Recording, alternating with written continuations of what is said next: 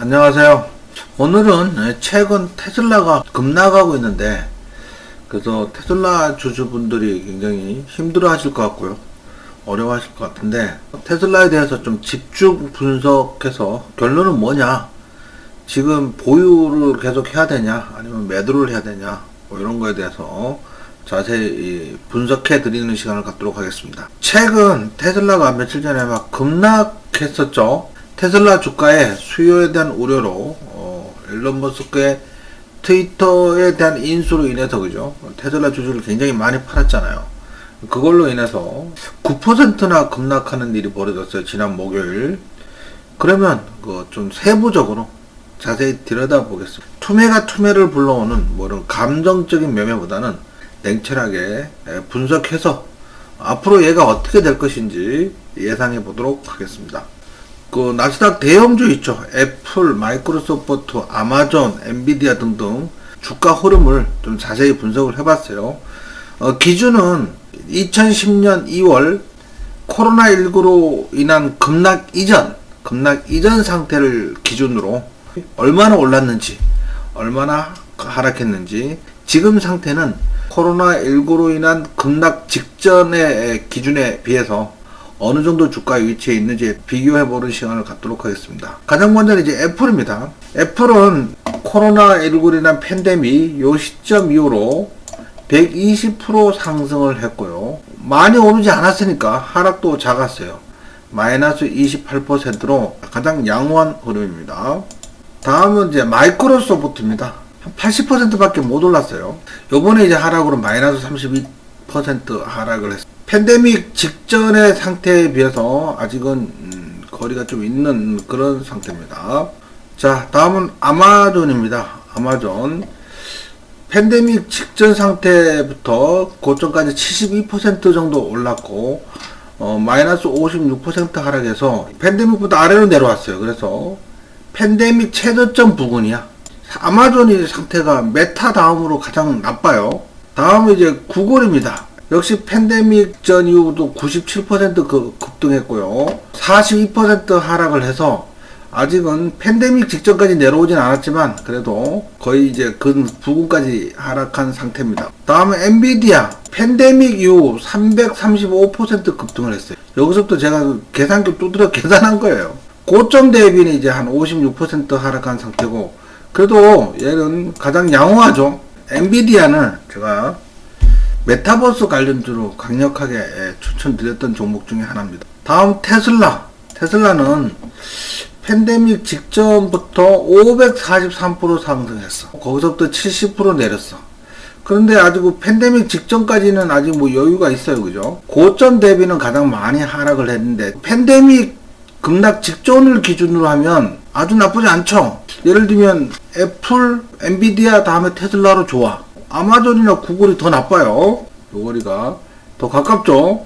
많이 오르지도 않은 상태에서 많이 내린 거지. 그 다음에 아마존은 뭐 아예 팬데믹 저점까지 내렸으니까, 그죠? 애플하고 비슷해. 애플하고. 근데 애플은 오른 게 없잖아. 오른 게 없는데 애플하고 비슷해.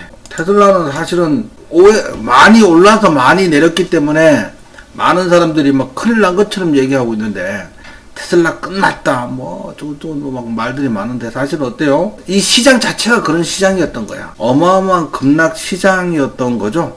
그 다음에 이제 메타가 가장 안 좋아. 팬데믹이라는 직전부터 73% 오르고 나서 고점 대비 마이너스 70% 하락해서 얘는 이 저점도 깨고 내려왔어. 저점도 한참 깨고 내려와서 그래서 메타가 가장 안 좋고, 두 번째 아마존이 안 좋고, 테슬라는 상대적으로 굉장히 양호하다, 이렇게 생각하시면 됩니다. 테슬라는 가장 많이 오르다 보니까 여기서 막 추격 매수하신 분들이 가장 고통이 크겠죠. 자, 요걸 이제 표로 만들어 봤어요, 제가.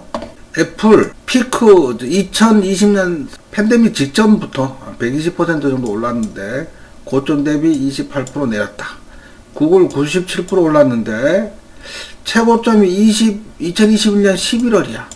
애플은 2022년 1월이고 한 두 달 차이 나죠. 구글이 마이너스 42% 내렸다. 아마존은 72% 올랐다가 56% 내렸다. 335% 올랐다가 56% 내렸다. 테슬라는 무려 543% 올랐다가 70% 내렸다. 메타는 죽섰다. 메타가 가장 어렵고, 자, 지금까지 테슬라가 급락에 폭락을 했다고 하는데, 트위터 때문에 어마어마하게 하락을 했다고 하는데, 상대적으로 보면 양호한 편이었다. 이거를 객관적으로 비교를 해드렸습니다. 이 표 제가 만든 거예요. 차트도 제가 다운받아서 만든 겁니다. 캡처해가지고. 너무 감동적으로 대응해서, 테슬라 막 망하는 거 아니야, 이렇게 생각하지 말자는 거죠. 그럼 지금부터 좀 더 구체적으로 좀 들어가 보도록 할게요. 자, 이거는 뭐냐면, 일론 머스크가 이제 트위터에서 컨퍼런스를 했어. 트위터의 시스템을 이용해서. 그래서 테슬라에 대해서 질문에 대해서 직접 답변을 다 했어요. 자, 여기서 5가지를 얘기했어요. 일론 머스크는 미아가 아니다. MIA가 아니다. 이 MIA가 뭐냐 하면 믹스 인 액션, 행동이 보이지 않는다, 이런 건데, 일론 머스크가 트위터에서 너무 열중하고 집중하느라 테슬라 내에서 활동하는 모습이 보이지 않는다는 거야. 그러면 안 되지 않냐, 뭐 이런 관점입니다. 근데 그게 아니라는 거야, 일론 머스크 말은. 그 다음에 테슬라는 어떠한 경제적 폭풍도 이겨낼 것이다. 테슬라 배터리 내재화를 위해서 리튬 정제소를 직접 건설하겠다. 그 다음에 경기 침체가 예상되고 있는데, 이런 때 우리는 다음 넥스트 기가팩토리를 짓겠다. 지금 예상은 뭐 캐나다나 멕시코 뭐 이런 데 예상되고 있습니다. 그 다음에 텍사스에 테슬라 전력을 만들어서 배터리팩을 충분히 만들 수 있도록 전력 저장소 뭐 이런 거를 만들었다, 뭐 그런 얘기 같아요. 존 아크라이더가 이거에 대해서 일론 머스크는 최근 목요일에 테슬라를 다루는 트위터 스페이스 토크에 참여하여 여러 주제에 대해서 솔직히 얘기했다. 이 사람이 올린 거를 제가 여기 딴 겁니다. 자, 일론 머스크 이진트 미아 테슬라. 일론 머스크는 테슬라의 MIA가 아닙니다. 몇몇 주주들은 일론 머스크가 트위터에 집중하는 것이 테슬라에서 보이지 않게 만들었다고 걱정을 했는데, 일론 머스크는 중요한 테슬라 회의를 한 번도 놓치지 않았다고 말했다. 저는 지난주 카타르 월드컵에서 돌아온 이후 시간 내내 중요한 회의에서 하나도 빠짐없이 다 참석했다. 나는 MIA가 아니라는 거야, 테슬라에서. 또한 2025년경까지 더 이상 테슬라 주식을 팔지 않겠다. 앞으로 24개월 동안 주식을 팔지 않을 것이다. 2025년쯤이야 팔 수도 있다. 하지만 2년 내는 안 팔겠다. 지금 경기 침체가 이어지면서 트위터를 인수하면서 그 인수된 자금들이 있죠. 그 자금들을 하기 위해서 어쩔 수 없이 팔았다. 뭐 이런 얘기 같습니다. 그 다음에 테슬라는 어떤 경제적 폭풍도 이겨낼 것이다. 테슬라는 다가오는 경제적 폭풍을 어떤 회사보다 더 잘 견뎌낼 것이라고 생각한다. 폭풍 속에 있는 배라면 아무리 훌륭한 배라도 흔들릴 것이다. 공급망 문제라든지 사전 준비를 잘 해야 된다. 전 세계적으로 경기 침체라는 폭풍이 오고 공급망 문제가 오고 중국 셧다운이라는 문제가 오면 아까 보셨다시피 대부분의 큰 기업들도 다 흔들린다는 거지. 하지만 우리는 충분히 잘 준비하고 있다. 자, 테슬라는 또 그 다음에 리튬 정제소를 만들겠다고 했어요. 11월에 테슬라는 텍사스에 배터리 등급 리튬 정제소에 대한 협상을 시작했으며, 커미셔너와 계획된 3억 6,500만 달러 규모의 공장에 대한 세부 사항을 논의했다. 테슬라는 리튬 정제 초크 포인트, 리튬들이 부족한 그런 피크, 그거를 완화하기 위해서 텍사스에 리튬 정제소를 짓고 있답니다. 정제소를 짓고 있는데 7년 정도 걸리기 때문에 미친 짓이라고 말할 수 있지만, 우리는 2년 안에 공장에서 물량을 얻을 수 있을 것을 목표로 하고 있다. 그 다음에 이제 경기 침체하고 수요 문제도 있는데, 낭비하지 않고 가능한 한 가장 빠른 속도로 자본을 재배치한다. 우리는 투자를 하고 있으면서 있는데 너무 많이 말할 수 없다는 거지. 하지만 다음 기가 팩토리를 위한 위치를 선택에 가까워졌다. 제 생각에는 이거 뭐 캐나다나 멕시코 뭐 이런 정도로 생각하고 있어요, 시장에서는. 자, 다음은 테슬라 전력소, 테슬라 일렉트릭 인 텍사스, 뭐 이렇게 얘기를 했는데, 테슬라는 최근 파웰 소유자가 가상 발전소에 참여할 수 있는 테슬라 일렉트릭을 텍사스에 출시했다.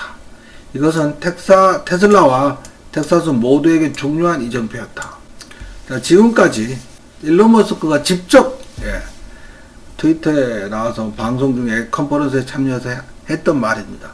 다음은 이제 테슬라 모델 Y가 그 노르웨이에서 역사적으로 가장 많이 판 비틀이 1969년에 가장 많이 팔렸대. 이 기록을 깼다는 뜻이야. 그래서 이제 역사적으로 가장 많이 팔린 차가 모델 Y가 되었다. 자, 뭐 그 기사 내용 세부적으로 들여다보면 테슬라 모델 Y는 노르웨이 역사상 1년 동안 등록된 베스트셀러 자동차가 되었다. 소형 SUV는 1969년 폭스바겐 비틀이 세운 기록을 경신했다. 노르웨이에 도착하면 전기차가 많이 낮아서 굉장히 조용하다는 거죠. 도시에 소음이 거의 없다는 거야. 전기차가 많아서. 오늘날 모델 Y는 1년 내내 추운 날씨가 지배하는 북부국가의 도로에 운전하기에 이상적이기 때문에 노르웨이가 가장 북단에서 굉장히 추운 날씨잖아요. 그 날씨가 추운 지역에서는 배터리 효율이 떨어진단 말이에요. 그럼에도 불구하고 문제없이 가장 많이 팔렸다는 거지. 이게 중요합니다.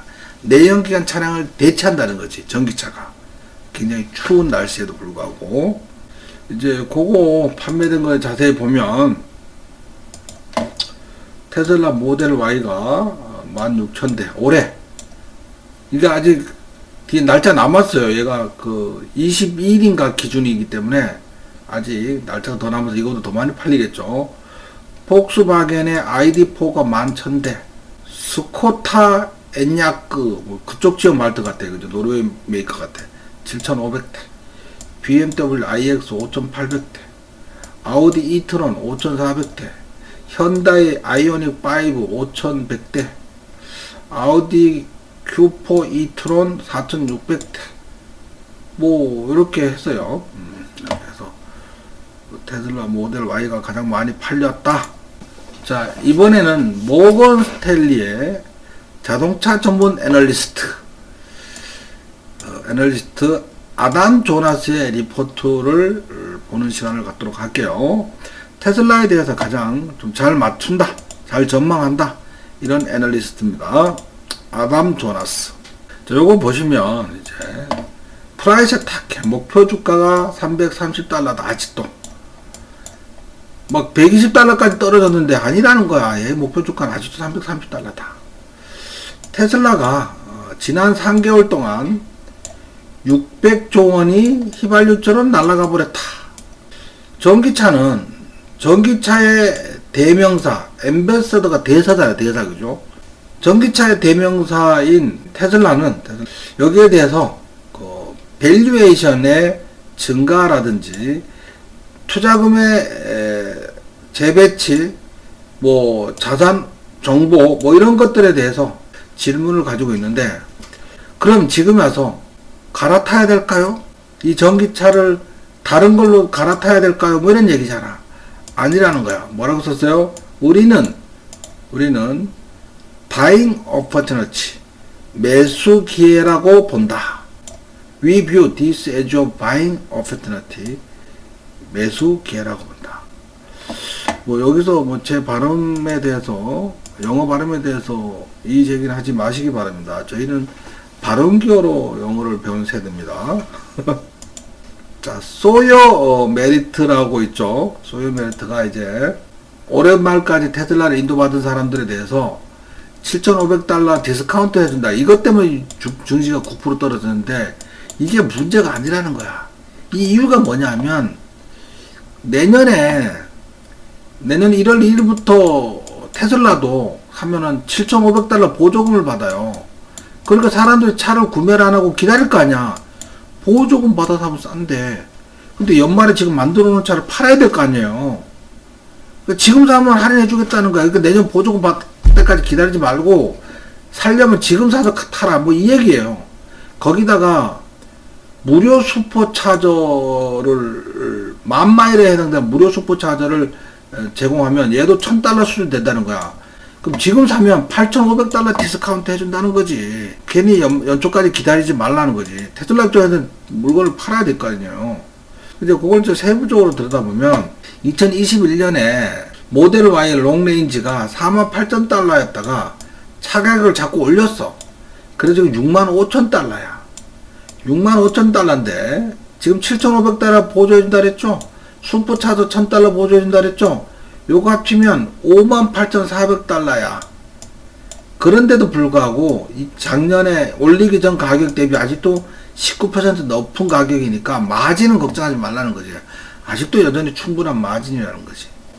그 테슬라의 그 한 대 팔면 얻는 그 수익은요, 도요타 8대 팔아도 얻는 수익과 같아. 그 대당 순이익이 굉장히 높아요. 이 사람은 누구냐면 테슬라에 죽으라고 공매도 치던 사람이야. 이 사람이 뭐라고 얘기했냐면 We no longer want to be a short Tesla. 테슬라에 대해서 공매도는 안 치겠다는 거야. 더 이상. 진짜로 우리는 앞으로 스몰 롱 조금씩 상승에 베팅하겠다는 거야. 롱 포지션을 가져가겠다는 거지. 상승에 베팅하겠다는 거야. 공매도 이제 끝났다는 거야. 예. 공매도 서서는 승산이 없다고 판단한 거지. 우리 이제 배부르다. 시큰 먹었다. 공매도 쳐서 요번에 트위터 덕분에 잘 먹었다.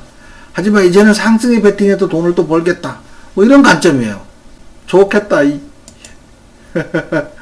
자, 지금까지 내용을 좀 요약하자 보면 애플, 마이크로소프트, 아마존, 구글, 엔비디아, 메타, 테슬라 중에 엔비디아, 테슬라가 가장 양호한 상태였다.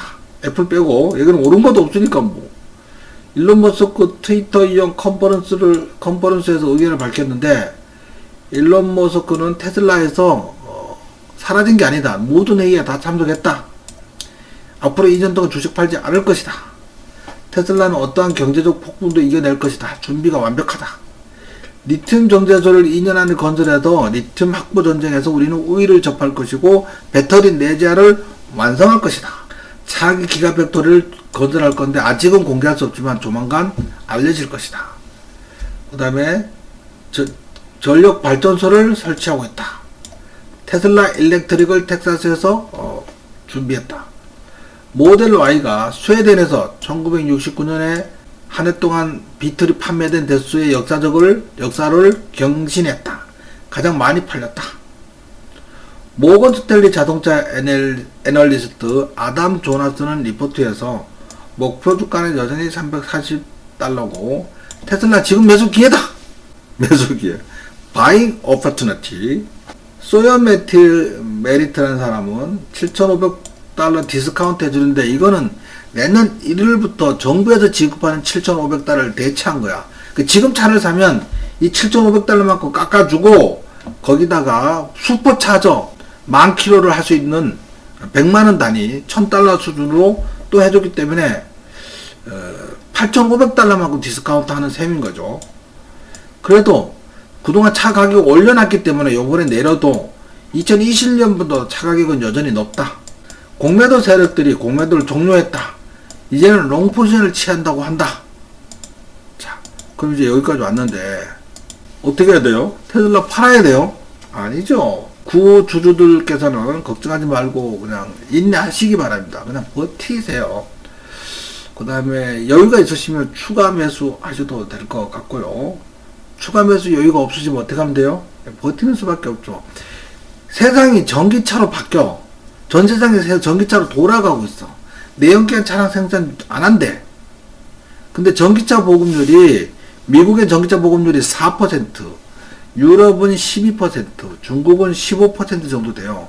아직도 성장 가능성이 무궁무진해. 이건 되게 패러다임.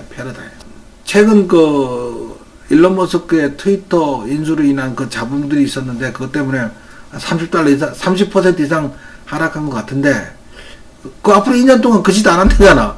2년 지나면 트위터도 좋아져. 왜? 트위터 대량으로 해고했거든요. 그 많은 인력을 갖고 온 트위터를 수지를 계산할 수 없다고 판단한 거지. 그래서 7,000명이다 5,000명 자르고 2,000명 갖고 다시 시작하는 거야. 그래서 오늘 제가 테슬라 주주분들 위해서 테슬라 특집을 촬영했습니다. 테슬라 주주분들 걱정하지 마시기 바랍니다. 자, 새해 복 많이 받으세요.